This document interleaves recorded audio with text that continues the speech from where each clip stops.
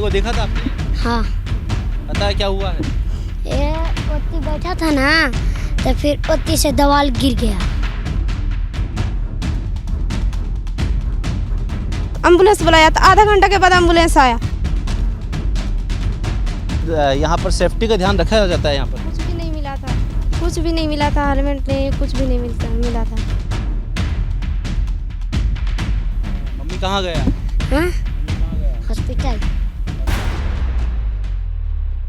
महज 3 दिन के अंदर राजधानी जयपुर के अंदर 2 बड़े हादसे हुए और जिम्मेदार सरकार के अधिकारी इन तमाम मुद्दों को लेकर बोलने से कतरा रहे हैं। अभी मौजूद हूँ वैशाली नगर के लालरपुरा क्षेत्र में, जहां पर कुछ देर पहले ही एक बड़ा हादसा हुआ, जहां पर मिट्टी ढहने से 3 महिला मजदूरों की दर्दनाक मौत हो गई।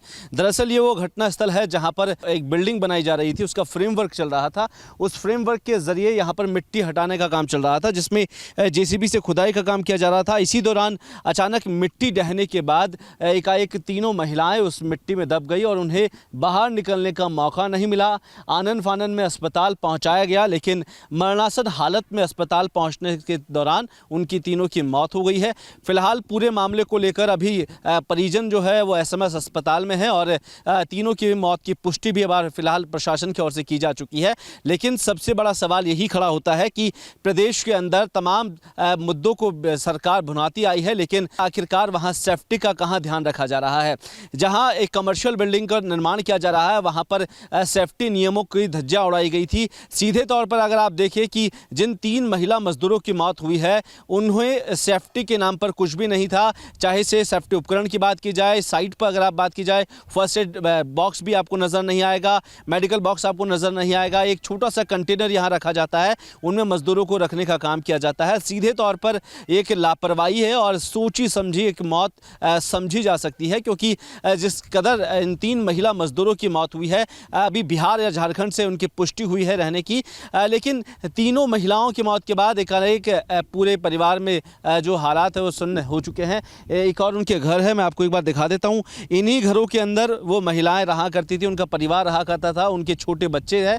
आखिरकार जब गरीब की मौत होती है तो प्रशासन से पूछने वाला कौन है, ये एक बड़ा मुद्दा खड़ा हो जाता है। क्योंकि सीधे तौर पर आप देखेंगे कि जब ऐसी घटनाएं होती है तो प्रदेश में आखिरकार इन पर बोलने वाला कौन होगा।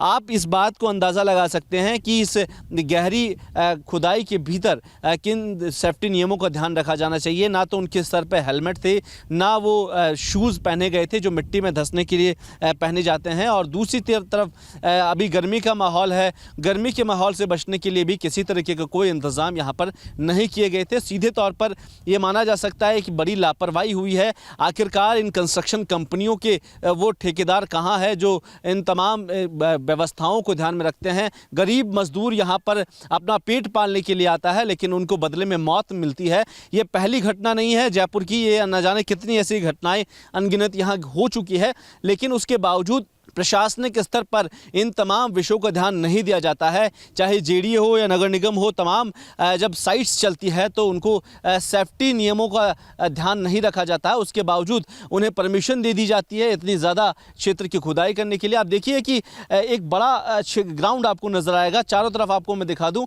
ये मानसून सीज़न है और मानसूनी सीज़न के दौरान आप देखेंगे अगर तेज़ बारिश भी अगर यहाँ हो जाती है तो यहाँ पर एकाएक बारिश का जो खतरा जो हो जाएगा वो कहीं ना कहीं लोगों को परेशान ज़रूर करेगा। यहाँ पानी भर सकता है, आने वाले दिनों में और भी समस्याएं पैदा हो सकती है।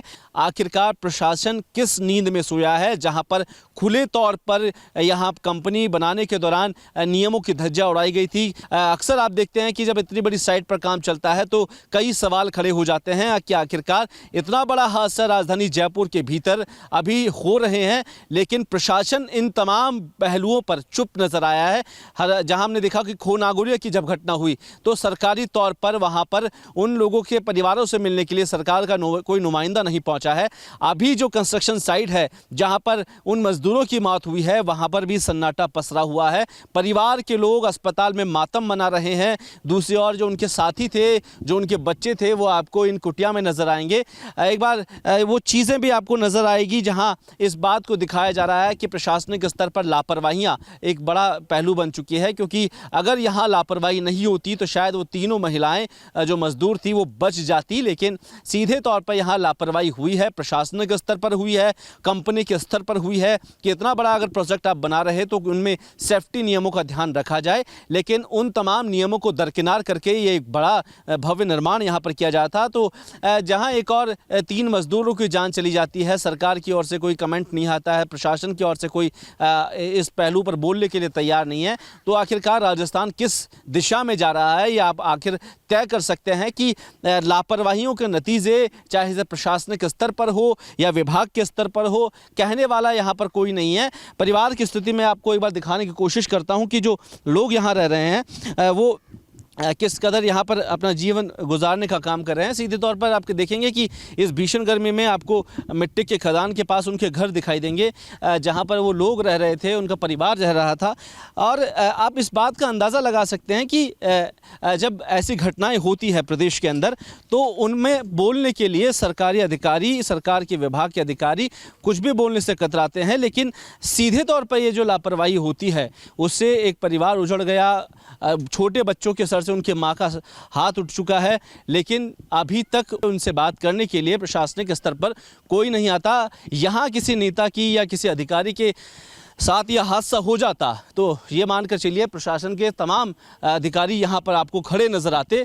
ये वो घर है जहाँ पर ये महिला मजदूर रहा करती थी, उनका परिवार यहाँ रहा करता था, वो लोग आपको यहाँ नज़र आएंगे। सीधे तौर पर जो भीषण गर्मी है उस गर्मी में किस तरीके के इंतज़ाम इनके लिए किए गए हैं वो भी एक बड़ा सवाल खड़ा हो जाता है। यहाँ पर ही वो कंस्ट्रक्शन कंपनी का मटेरियल भी बनाया जाता है, बड़े बड़े आपको प्लांट्स नज़र आएंगे जो आपको सीधे तौर पर इस बात का संकेत करती है कि किस तरीके से पूरे प्रदेश के अंदर जो बाहर से मजदूर आ रहे हैं उनके साथ किस तरह की लापरवाहियां बढ़ती जा रही है। बेटा आप थे यहाँ पर जब हुआ ऐसा हादसा? हाँ हम लोग थे ना, था मतलब नीचे में काम कर रहे थे हम लोग, उन लोग उस साइड में था, हम लोग इधर, हम लोग इस साइड में थे। तो लंच हुआ, शाम हुआ तो मतलब लंच हुआ था, मतलब छाँ था वहाँ पे, तो बोला कि हम लोग बैठ जाते हैं थोड़ा सा, तो बैठ गया। ऊपर में थोड़ा पता नहीं था, ऊपर से आया मिट्टी दब गया। हम लोग गए तब तक हम लोग क्या कर सकते थे, गया जीसीपी वाला तो वहाँ पे निकाला तो फावड़ा से भी निकाला, फिर वहाँ से लाया ऑफिस में गाड़ी को फ़ोन किया तो गाड़ी भी आया, तो टेम्पू आया, तो टेम्पू से क्या होगा, 3 आदमी महिला था, तो फिर बुलाया, एम्बुलेंस बुलाया, तो आधा घंटा के बाद एम्बुलेंस आया। तो ऐसे ही में टाइम गुजर गया यहीं पे। कहाँ से आप लोग? कहाँ से सर? बिहार से। बिहार से है। उनके बच्चे जो 3 महिला वो कौन लगती थी आपकी? मेरे तो एक भाभी लगते थे, एक ऐसे ही थे।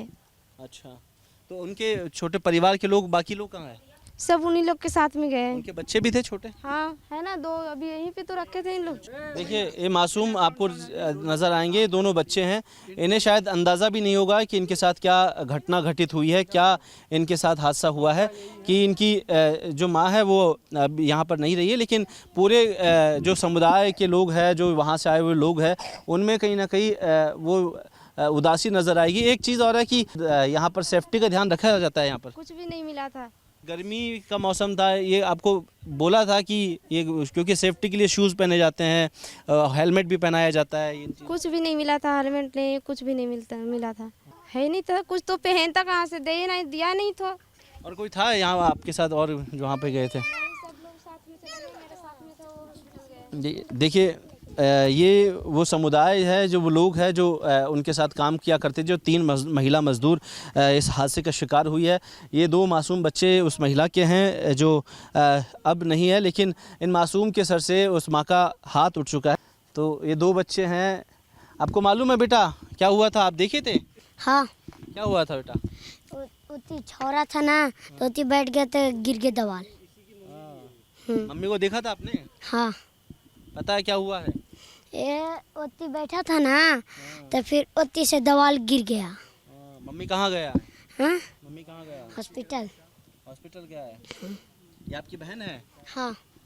देखिए अभी शायद मासूम समझ भी नहीं पा रहे होंगे कि आखिरकार इनके साथ क्या गुजरी है, लेकिन सबसे बड़ा सवाल है कि प्रशासनिक स्तर पर इन मज़दूरों का भला करने के लिए सरकार के दावे, कंपनियों के दावे सब फेल नज़र आते हैं। आखिरकार प्रशासन कहाँ किस नींद में सोया हुआ है, ये अंदाज़ा लगा सकते हैं कि एक परिवार अपना पेट पालने के लिए दूसरे राज्यों से राजस्थान चला आ रहा है।